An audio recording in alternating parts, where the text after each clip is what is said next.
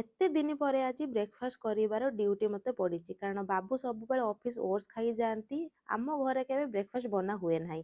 ଆଉ ମା ଆସିଲେ ହିଁ ବ୍ରେକଫାଷ୍ଟ ସବୁବେଳେ ମନା ହେଇଥାଏ। ଆଉ ଏତେ ସାରା ରସୁଣ ଦେଖି ଆପଣ ଭାବୁଥିବେ ଆଜି ନିଶ୍ଚୟ ନନଭେଜ୍ ଆଇଟମଟି ହେଇଥିବ।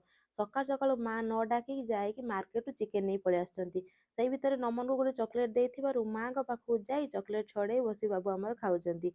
ଆଉ ଚିକେନ୍ ଆସିବ, କେବଳ ଚିକେନ୍ କଷା ତ ହବନି ନା, ଚିକେନ୍ କଷା ସହିତ ପକୋଡ଼ା ନିଶ୍ଚୟ ହୁଏ। ମୋ ହାତର ପକୋଡ଼ା ସମସ୍ତେ ବହୁତ ଭଲ ଲାଗେ। ସେଥିପାଇଁ ରୋଷେଇ ସାରୁ ସାରୁ ଆମର ବାବୁ ଆସି ପହଞ୍ଚି ଯାଇଥିଲେ। ମା କହିଲେ ପୁଅ ଆସିଲେ ସବୁ ସାଙ୍ଗ ହେଇ ଖାଇବା।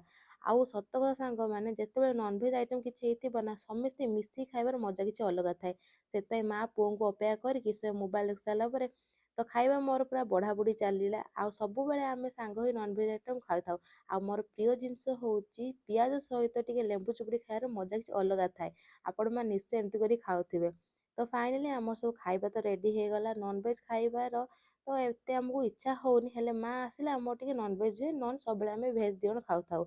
ଆଉ ଗୁରୁବାର ଯେହେତୁ କାଲିକି ପଡ଼ୁଛି, ଯେତେ ଖୁସିରେ ରୋଷେଇ ହୋଇଥାଏ ନା, ସେତେ ଦୁଃଖରେ ଘର କାମ କରିବାକୁ ପଡ଼ିଥାଏ।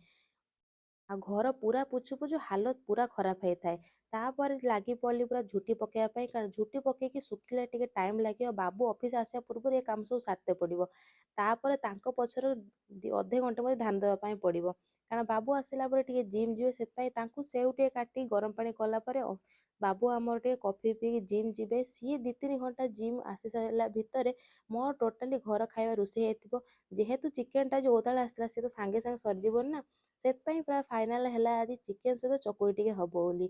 ଆଉ ମା ପୁଅ ଆସି ମୋ ଘରେ ଏମିତି ଛିଡ଼ା ହେଇଛନ୍ତି ଯେମିତି ମୁଁ ବହୁତ ପୁରା ସ୍ପେଶାଲ୍ ଖାଇବା ଆଜି ବନଉଛି।